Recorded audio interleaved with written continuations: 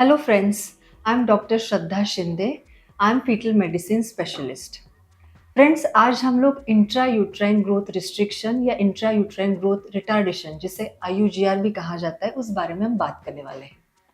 देखिए, सोनोग्राफी में कभी कभार बेबी का वजन कम है, उसका ग्रोथ कम है, या बेबी को आईयूजीआर हुआ है, इंट्रा यूट्राइन ग्रोथ रिस्ट्रिक्शन हुआ है, इस तरह की रिपोर्ट्स आती है। इसका मतलब क्या हुआ, इसके बारे में आज हम डिटेल बात करने वाले हैं। हम जब भी बेबी का ग्रोथ चेक करते हैं तो उसमें फीटल मेडिसिन स्पेशलिस्ट बेबी के डिटेल मेजरमेंट्स लेते हैं। अब ये मेजरमेंट्स में बेबी का हेड सर्कम्फरेंस, बाइपैराइटल डायमीटर जो हेड मेजरमेंट्स होती है, बेबी का अब्डोमिनल सर्कम्फरेंस जो बेबी का अब्डोमिनल गर्थ मेजरमेंट होता है, एंड फीमर लेंथ जो एफएल मेजरमेंट होती है। ये मेजरमेंट के थ्रू हम लोग बेबी का अप्रोक्सीमेट ग्रोथ और वेट कैलकुलेट करते हैं। अब ये सारी मेजरमेंट्स एक ग्रोथ चार्ट पे प्लॉट होती है। अब ये जो ग्रोथ चार्ट है उसमें 3 लाइन्स होती है। फर्स्ट लाइन है 5th सेंटाइल का, सेकंड है 50th सेंटाइल का, और थर्ड है 95th सेंटाइल का। अगर आपके बेबी के ग्रोथ मेजरमेंट्स 50 जो मिडिल वाला लाइन है उसके आसपास है, इसका मतलब आपके बेबी एवरेज साइज के है, नॉर्मल साइज बेबी। अगर बेबी का ग्रोथ मेजरमेंट्स 95th सेंटाइल के आसपास है, इसका मतलब आपके बेबी बड़े है, large for gestational age baby. लेकिन बेबी के मेजरमेंट्स अगर 10 सेंटाइल या उसके नीचे आ रहे हैं, इसका मतलब आपके बेबी इंट्रायूट्राइन ग्रोथ रिस्ट्रिक्टेड है, आईयूजीआर बेबी है। अब आईयूजीआर के 2 कारण होते हैं, देयर आर 2 टाइप्स। एक होता है सिमेट्रिकल आईयूजीआर और दूसरा होता है असिमेट्रिकल आईयूजीआर।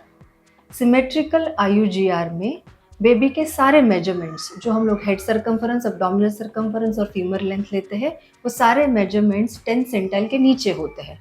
ये अर्ली स्टेज ऑफ डेवलपमेंट में पता चलता है।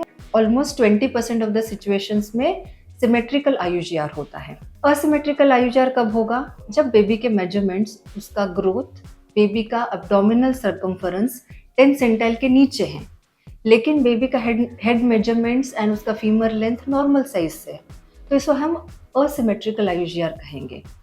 अब असिमेट्रिकल आईयूजीआर कॉमनली देखा जाता है, ये लेट स्टेज ऑफ डेवलपमेंट में हमें पता चलता है और अप्रॉक्सीमेटली 80% ऑफ द केसेस में हमें दिखाई देता है। अब इसके क्या कारण है, आईयूजीआर होने के काफ़ी कारण होते हैं। सबसे कॉमन चीज़ें हैं मदर से रिलेटेड। अगर मदर फैमिलियल, मतलब अगर मदर स्मॉल साइज है तो उसका बेबी भी स्मॉल साइज होगा, जो कि जेनेटिक कारण हो गया। अगर मदर में हाइपरटेंशन है, कार्डियक डिसीजेस है, रीनल प्रॉब्लम्स है, उसे कोई एडिक्शंस है, तो बेबी स्मॉल साइज के हो सकते हैं। न्यूट्रिशनल कॉजेस, अगर प्रॉपर डाइट फॉलो नहीं हो रही है तो बेबी स्मॉल साइज होने के चांसेस होते हैं। सेकेंड चीज़, बेबी रिलेटेड। अगर फीटस में कोई स्ट्रक्चरल अबनॉर्मलिटीज़ है, उसे कोई जेनेटिक प्रॉब्लम है, क्रोमोसोमल प्रॉब्लम है, कोई इन्फेक्शन है, कार्डियक डिसीज है या रीनल डिसीजेस है, तो ऐसे सिचुएशन में बेबी आईयूजीआर हो सकते हैं। मल्टीपल प्रेगनेंसीज में, जैसे ट्विंस एंड ट्रिपलेट्स में भी हमने देखा है कि बेबी आईयूजीआर हो सकते हैं। प्लेसेंटल कॉजेस में, अगर प्लेसेंटा का साइज छोटा है, शेप अलग है, अगर प्लेसेंटा के ब्लड फ्लोस कम हैं, तो ऐसे सिचुएशन में आईयूजीआर देखा जाता है। और कुछ कॉजेस अननोन होते हैं, कभी कभार इसके बारे में हमें पता नहीं चल सकता, तो ये भी कॉमनली देखा जाता है। अगर बेबी आईयूजीआर है ऐसा पता चलता है, तो ये बेबीज के लिए हमें रेगुलर मॉनिटरिंग की ज़रूरत होती है। ऐसी सिचुएशन में वंस इन अ वीक या 2 वीक में एक बार हम लोग सोनोग्राफी रिपीट करके देखते हैं। अब सोनोग्राफी में हमें क्या पता चलेगा, अब सोनोग्राफी में हम बेबी के डिटेल मेजरमेंट्स पता करते हैं, उसका ग्रोथ, एमनियोटिक फ्लूइड लेवल्स, उसकी बायोफिजिकल प्रोफाइल जिसमें बेबी की एक्टिविटी पता चलेगी, और कलर डॉपलर स्टडी भी होती है। अब कलर डॉपलर में हम क्या पता करेंगे, कलर डॉपलर में हम यूट्राइन आर्टरी ब्लड फ्लो, जो मदर से बेबी की तरफ जाने वाला ब्लड फ्लो है, अम्बिलिकल आर्टरी ब्लड फ्लो, जो प्लेसेंटा अम्बिलिकल कॉर्ड से बेबी को जाने वाला ब्लड फ्लो है, MCA middle cerebral artery flow जो बेबी के ब्रेन का ब्लड फ्लो है, and ductus venosus blood flow जो बेबी के बॉडी का ब्लड फ्लो है, ये हमने डिटेल चेक करना होगा। ये ब्लड फ्लोज में PI, RI and CP ratio check होता है।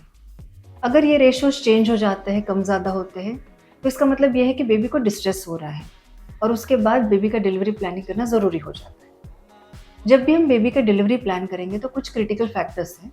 बेबी 28 वीक्स से बड़े हैं या 28 वीक्स से कम है। दूसरी चीज़ ये है कि उनका ग्रोथ रिस्ट्रिक्शन कितना है, जैसे कि 1 वीक का ग्रोथ लैग है, 2 वीक का ग्रोथ लैग है या 3 वीक का ग्रोथ लैग है।